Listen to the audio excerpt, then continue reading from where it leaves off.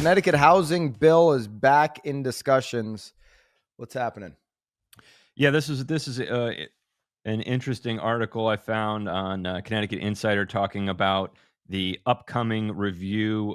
If you may recall, our listeners, we were talking. I think it was last month in July. There was a bill on the floor. It actually got all the way to the governor's desk, and he vetoed it. A Connecticut housing bill that talked about towns having to have at least 10% affordable units and making a plan to build more affordable units. There seems to be a consensus that we need more supply of housing in Connecticut.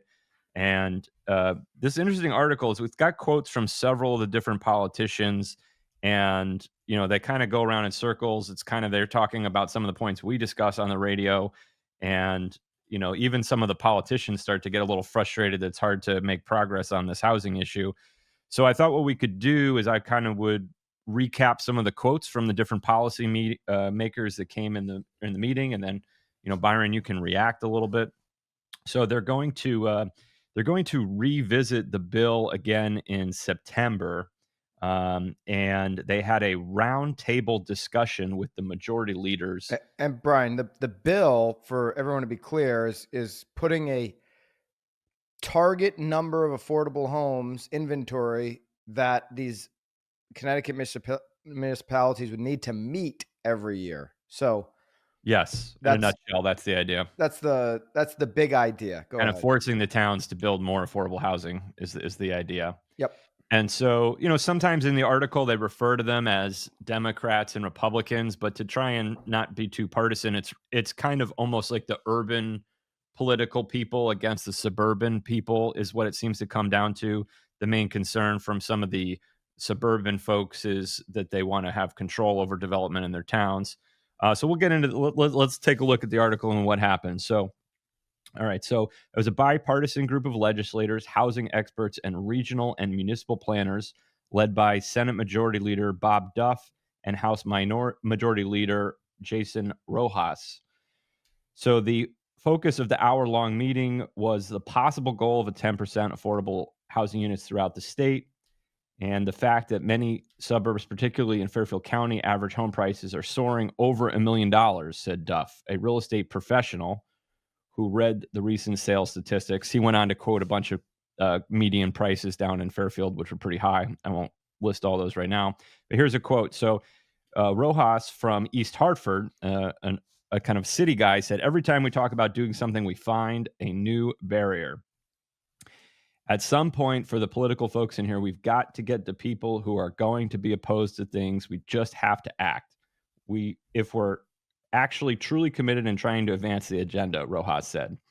And then Republicans led by Joe Zullo from East Haven, local real estate attorney, some of you guys real estate folks may know, he went on to say, what's affordable to the state of Connecticut is totally different to what's affordable to the people on the street. On the I'm sorry. streets. Yeah. He said, when you talk about people, about what's affordable, we probably do meet the 10%. Almost probably every municipality meets the 10% at some point. To me, that 10% is a made up number. First thing we have to acknowledge, one size fits all does not work. So we need unique approaches, Zullo said, stressing that while the veto bill aimed at 10% affordable housing units as a goal, towns saw it as a mandate threatening their autonomy. He said that in a recent East Haven, this is an interesting story. He said, Zullo told the story. He said, in a recent East Haven developer proposed a 40-unit building on a single acre. Neighbors were in an uproar and estimating that the cost, and then the town apparently had to go and fight these, and the town incurred legal fees, and eventually they settled on a proposal to do 20 units on 1 acre. I did misquote one thing. The quote about the 10% possibly being made up number was not Joe Zullo. It was somebody named Scott, so I apologize for that. All right, sorry, Scotty. Yes, but Joe Zullo did say, and and this is an interesting point. He said, the state's current housing laws, 830G, gives too much powers for developers to threaten communities with expensive litigation. He said towns can't afford to litigate these things anymore. Zullo, the representative from East Haven and a former real estate attorney, according to the article. Towns can't afford to litigate, so they should stop the regulation, get the heck out of the way. It's their own fault that they're litigating.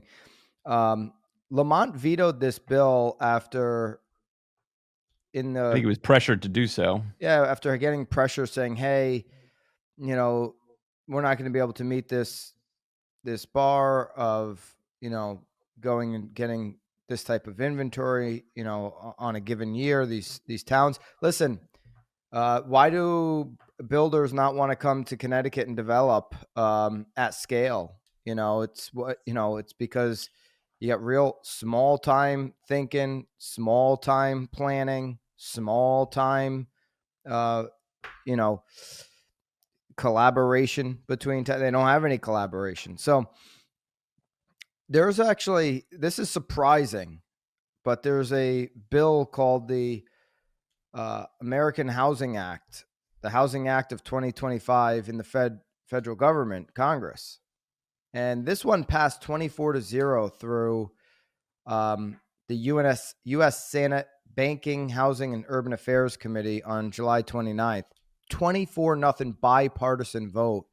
I mean, you couldn't have had different personalities in this committee.